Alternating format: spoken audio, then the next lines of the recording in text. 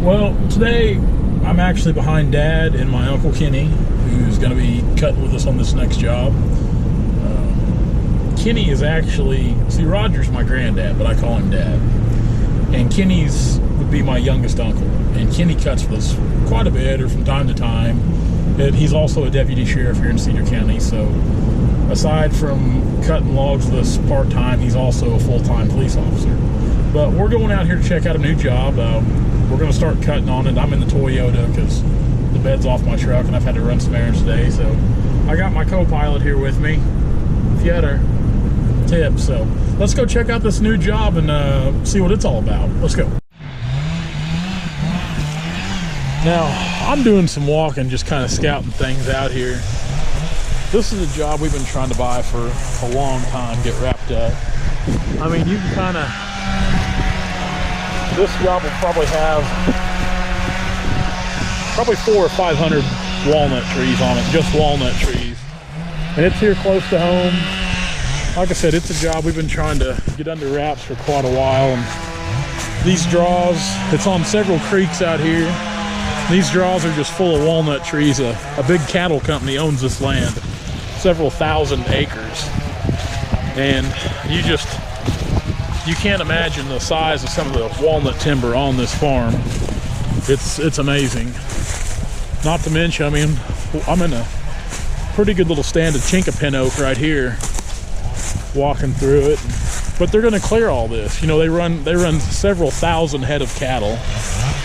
They're a beef operation, so they're going to clear a lot of this. They're actually in the process on some parts of the farm, and we got the go-ahead last night to start cutting. So we're out here cutting today. So yeah, we got the call last night about this. GoPro trouble as always. I'll probably start moving machines out here tomorrow. Our 490, we'll probably bring our 490 Prentice out here along with one of our 540 cable skidders, because we're going to pile the treetops on some of this place where the pasture is. And so what we'll do is we'll cut the trees and just drag top and all with that 490. In some places we need a cable skidder to get in some tight places to fish some logs out. So we will actually have 2 skidders working on this job, and I suspect it'll probably take us, we'll probably be working out here off and on for a couple months.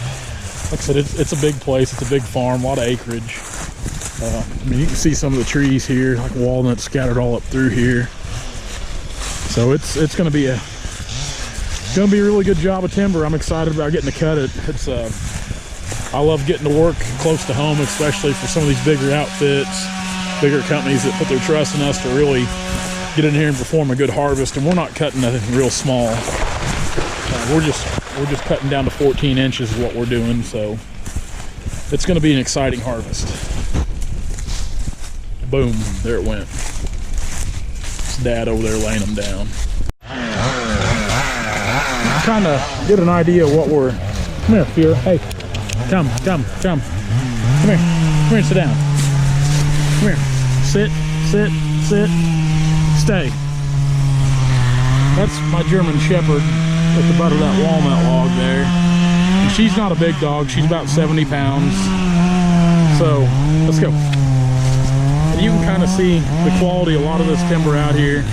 Of course, it grows nice and tall and straight when it's deep in the timber like this. So, got several, like I said, several trees like that to cut. Tipsy's over here. Oh, there goes one right there. Crash. Got the top out of that one a little bit. So you can see kind of what we're cutting here. Give you an idea. Tipsy. Gotta keep an eye on my dog. She'll run off on me. Tipsy. Come.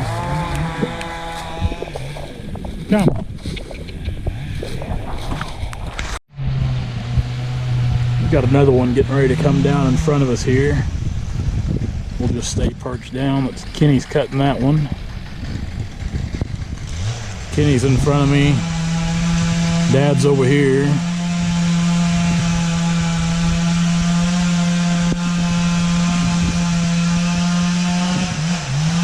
The only bad thing about cutting some of these tall trees, which it's not, with walnut it's not so bad, I don't think.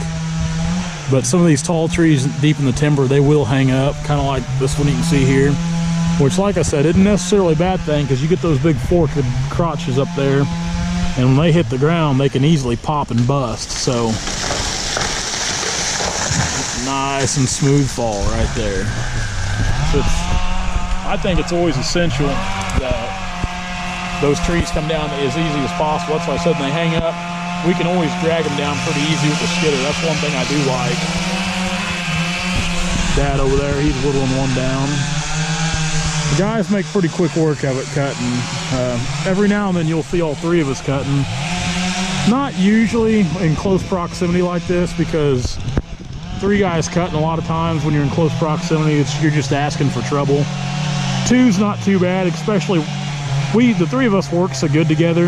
Like I said, it's basically, you know, my dad, he'd be the father, son, and grandson. I'm the grandson, but like I said, Kenny's my youngest uncle. Roger's his dad. Roger's my granddad, but he's the only dad I've ever known my whole life, so I always call him Dad, just to clear all that up, because it can get confusing for people who don't know any different. So, yep, there comes one on the hill. Boom, nice, right there. So that works out pretty good like that. Uh-oh. My main security detail right here. So basically, everything, I mean, there's a creek. You can kind of see the line of timber right there. There's a pretty good sized creek over there, and throughout the years we've cut just a multitude of timber off that creek. I mean, it's a big creek. It runs for several miles through probably 3 or 4 different counties here in southwest Missouri. We have logged directly across the creek on another farm, which we're currently trying to buy that timber again right now.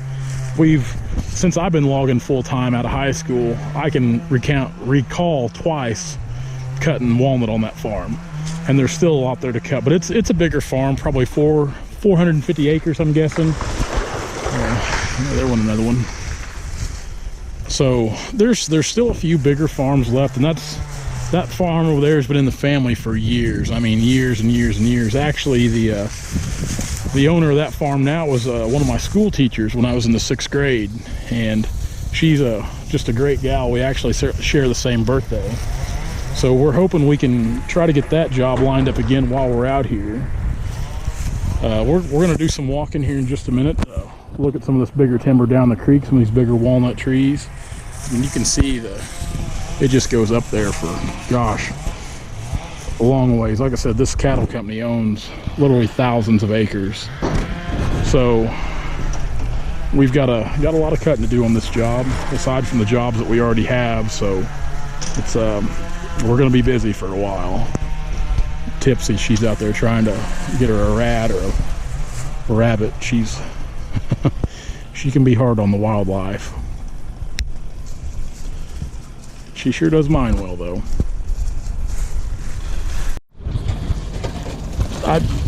We cut logs on a Lady Monday up at Fairgrove, and of course I enjoy talking to people. I really do. I like talking to people and getting to know them. And she went on to say how interesting of a guy my dad was, and I guess that really holds true, and I take it for granted sometimes. But just like this piece of ground we're on, you know, my dad, we were just talking, I knew back in the mid-70s he did some farming too, and he actually used to farm this field we're in, row crop.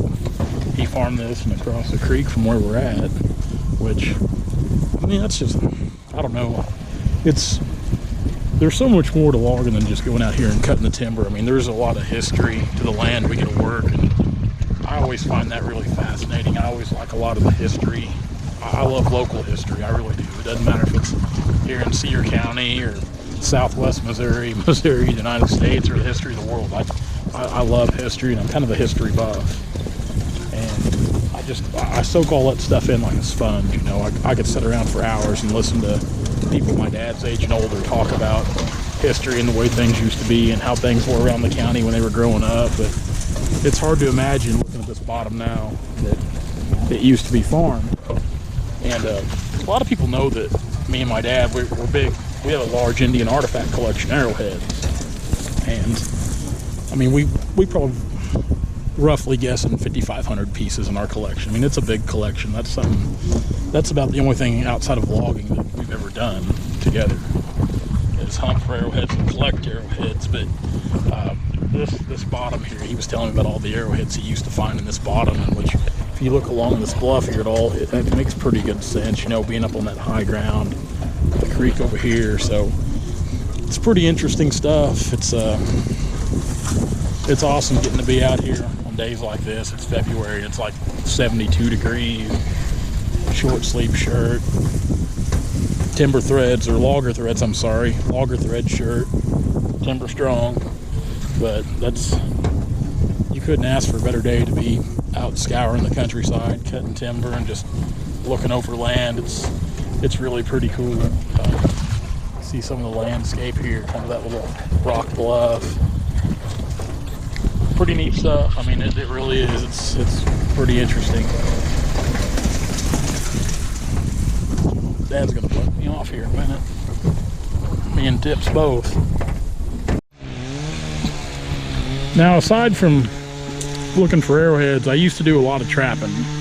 As a matter of fact, in the winter times, I would always take at least a month off, always at least a month to trap. I mean, it's what I love to do. So anytime we get to working on a pretty good creek like this, I'm always looking for sign, animal sign, places to make sets. I like to think that one day I'll have a little more time and I'll be able to trap again some winter, but who knows really. But I come across places like this. This is where the beavers have been eating right here. You can see all these sticks, they come up here on this bank and they eat right here.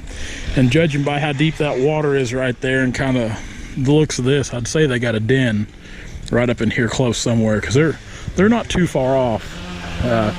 And where there's beavers, there'll be river otter. And like I said, I love the trap. I just don't get to do as much of it anymore as I want to. Dad's up there getting ready to whittle down a big walnut tree right now, and I'm over here. I'm on this creek looking for arrowheads and looking at trapping signs, so I'm not a whole lot of help today. But I'm probably never a whole lot of help, but that's neither here nor there. So, but I'm actually another walnut tree right up here, so we'll just say I'm kind of scouting timber is what I'm doing. That and places to trap. Tipsy, she's keeping a close watchful eye on everything. But I do love getting to work on creeks like this. I guarantee before we're done here, I'll be looking for arrowheads. I'm already looking, but there'll probably be a day where nothing gets done. Hey, come on. Or nothing gets done, and I just look for arrowheads. So I don't get to do it near as much as I like to anymore. It's kind of like trapping. You get a little older and you get more responsibility come, and you can't. It's hard to find the time to do the things you enjoy doing. So let's get on. Let's keep looking around. I've often thought about putting a GoPro on her and just seeing what she does when I'm not around some days. What do you do? What do you do when I'm not around? Come on. I think they're getting ready to fall a tree back here towards us. I think we're well out of the way. Sit down. Sit. Good girl. So, but yeah, I often wonder what she does while I'm working all day or playing all day. Huh? Well, thank you. Let's see if we can wait till this big tree comes down up here. We'll get back at a safe distance. A decent little walnut tree right there.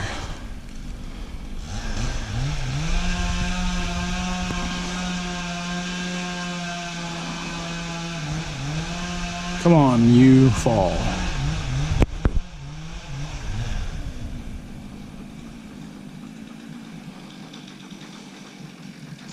I really thought they were closer to having it down than that.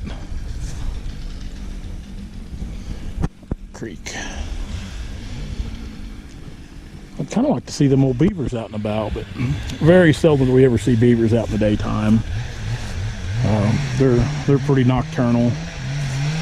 We've actually got a lot of beavers here in southwest Missouri. I'm sure all of Missouri's probably got a lot of beavers, but all these little creeks and streams, it's not hard to find beaver sign. Well, I hear it popping. You get on some of these deals and there's too many chiefs and not enough Indians.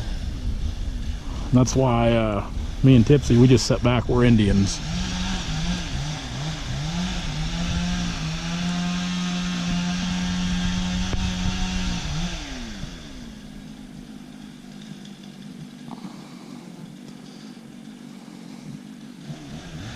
Oh, come on down, tree.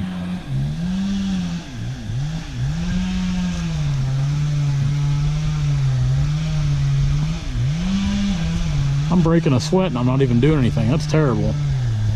I'm really not looking forward to springtime and summertime and hot weather. I just absolutely hate logging in the heat. The hot weather is not for me at all. Doing tips.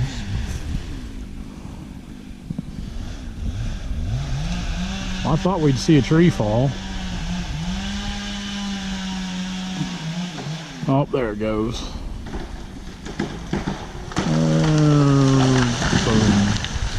Let's go up there and take a look at it. It's starting to go bad. It's not too far along, but you can see it's going bad a little bit. Big tree. We're back in the Toyota, headed out. I've got to go pick up a bloodhound. Unfortunately, my bloodhound Trixie, I come home from work yesterday and Trixie had been shot. Somebody'd shot her. Luckily, with a small caliber rifle, they'd shot her in the ribs. And she'd lost a lot of blood, and when I found her, part of her guts were hanging out one side, and I rushed her to the vet, and luckily they were able to, it didn't look good for a while, but they were able to save her. The bullet hit her liver and it broke her rib, which she's going to be fine. They kept her overnight, so I've got to pick her up. But yesterday wasn't a good day for that. I mean, my dogs, I'm pretty close with my dogs. A lot of people got children. I have dogs. That's just, I'm that type of person. I'm one of those crazy dog people. Needless to say, I think I've got a pretty good idea of which neighbor did it, and I try to be neighborly about it, because my bloodhounds, the only thing they would hurt would be a food bowl. They're the best natured dogs. They're just lazy bloodhounds. I can't see shooting a dog like that. I mean, that dog right there, she can be aggressive at times towards other dogs and people, but my bloodhounds, they're just not that way. And I'm probably going to have a talk with said neighbor about all this. Like I said, that's just, to me, it's like shooting a child. It really is. That's how I look at it. I mean, if you're having problems with my dogs, talk to me. Don't like start shooting at them or shoot it in the ribs to let it run off the suffer. Luckily, she did come home and I was able to find her and get her to the vet in time, but it wasn't good. So I'm gonna go pick up Trixie. But other than that, guys, thank you so much for subscribing to our channel. I'm so appreciative and grateful for everybody that subscribes and watches. I really am. And I try to get to all the comments the best I can. It's not always in a timely manner, but I try to get to them. Guys, thanks for following us on Facebook. Thanks for following us on Instagram. Be sure to subscribe to our YouTube channel. Share our videos. I love everybody watching. I love talking with everybody. It's nice to meet great people, talk to great people. Do that. I'm gonna get off here, go pick up a bloodhound, get her home, get her situated. Tomorrow we're gonna move some machines. We've got to get started out here. We've got a lot to do.